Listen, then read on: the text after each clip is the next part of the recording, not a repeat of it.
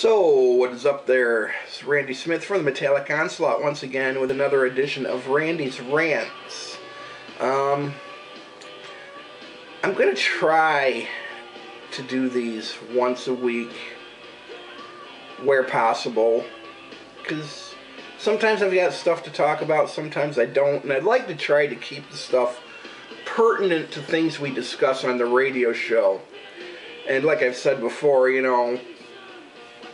I can deal with these topics in a manner that I can't deal with them on the show itself. Say I could say things in this format that I can't get away with in the course of a regular broadcast. So, with that being said, this past Friday night, Seriah Azkath from The Last Exit for the Lost mentioned that on one of his more recent shows, they had done what they call a Russian roulette show. And what this means is that throughout the evening, he will play a randomly generated set of music through his computer, and if a bullet plays, I'll get to what a bullet is in a moment, if a bullet plays, bad things tend to happen. And if you've ever seen clips from The Last Exit for the Lost, or if you've actually, like me, been on the show, and have taken part in these things, bad things, yeah. Here's a description of bad things. Bad thing was Will Polson getting beamed in the head with a VCR 2 years ago, which that footage is on YouTube. If you go to Etheric Productions, Last Exit, Metallic Onslaught, stuff like that on YouTube, you can find Will gets hit with a DVD player. It's pretty brutal. Mouse traps, rat traps, spiked baseball bat, not spiked, barbed wire. Baseball bats, barbed wire boards, just mean little implements of destruction. Balloon golf is another interesting little. Anyway, just a list of, it's just a sampling of bad things that happen when a bullet plays in a Russian roulette show. Now, what a bullet is, in that randomly generated set of music, a bullet is either a really bad, cheesy song from any era, pretty much, something that was like really overplayed, say back from the 80s, a cover song is a guaranteed bullet. And there are other examples I could provide, but generally that gives you at least a scope. And it gives you an idea of what I'm trying to talk about here and what I'm leading up to. And yes, I'm ranting is the name of the show, right? Segment, whatever you want to call it. Anyhow, as Kath had mentioned, that one of the songs that played in that particular Russian roulette night came from the London Quireboys. And this is all stuff he brought up this past Friday night on the Metallic Onslaught. And I found myself in a position, it's like, okay, it's like this. First of all, what makes the London Quireboys constitute a bullet? I don't understand, because I actually always liked these guys. But apparently, according to him, it's bad music, so it constituted a bullet. So, I don't know, I'm just getting into it. It's like, we went back and forth about the Quireboys a bit. And here's the deal.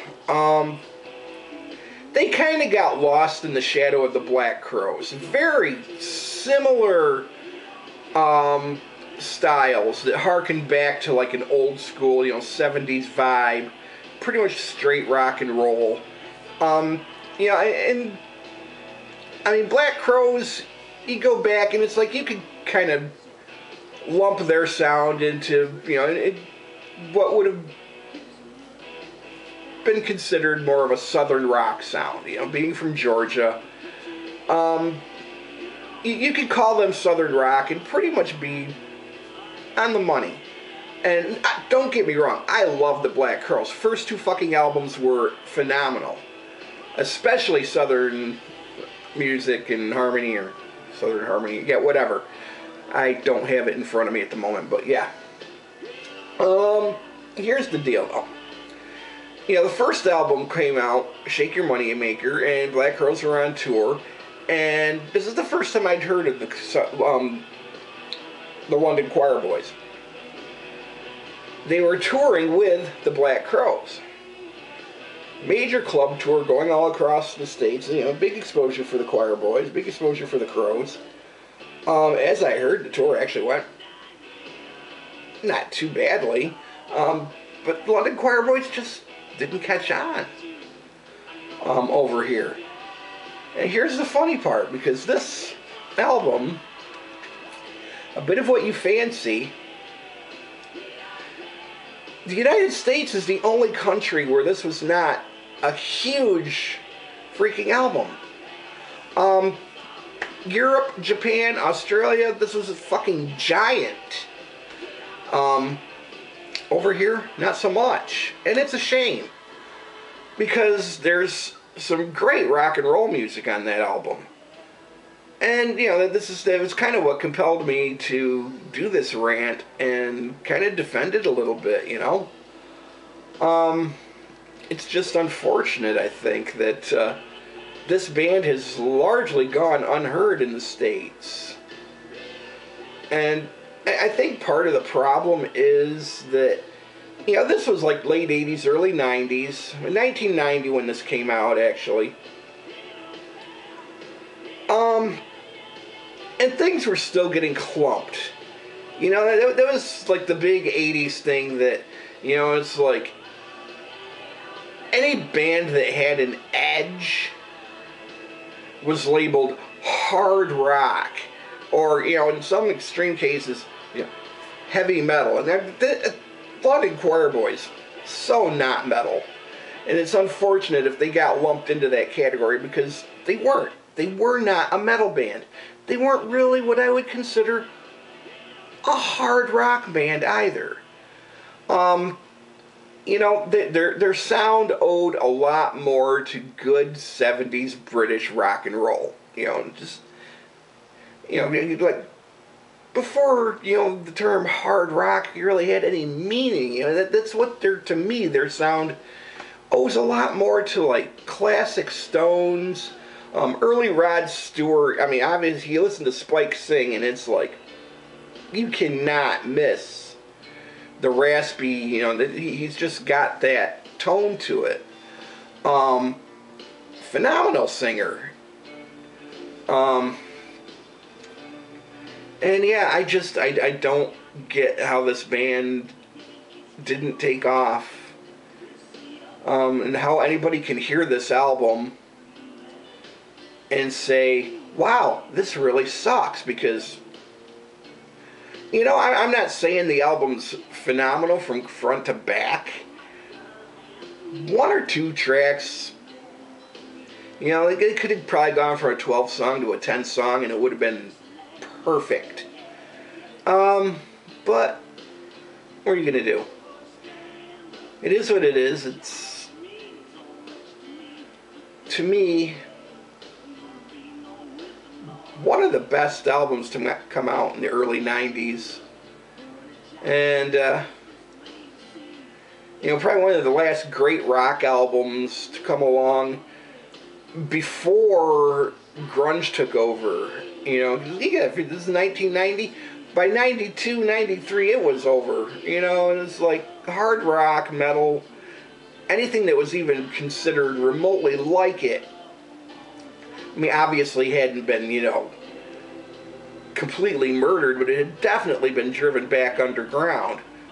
Which, you know, that's neither here nor there in this discussion, but it could be said that, you know, that maybe wasn't such a bad thing. But that is another rant, maybe for another time. And seriously, if you've liked what you've been hearing in the background, this album right here, it's not hard rock, it's not metal, it's just a good rock and roll album. Take it from the Wolfie's mouth. It's worth listening to. Anyhow, Metallica Onslaught, Friday nights, 10 to 3. This week, if you tune in, actually hit up the website because there will probably be a webcam this week. We are celebrating what is known as No Pants Day, which actually comes from a college tradition where students will ride the subways in the cities in their underwear, and we do our own take on that, and it's... I gotta warn you, if you do tune in to watch, tune in to listen, and, just be prepared for the worst if you decide to watch the webcam. There might be some things you might see things you like.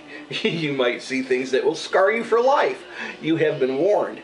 But yes, Metallica Onslaught, 10 to 3, Friday nights, WEOS 89.7 FM. Or go to the website and stream the show live as it's happening. Horns up, tune in. Thank you.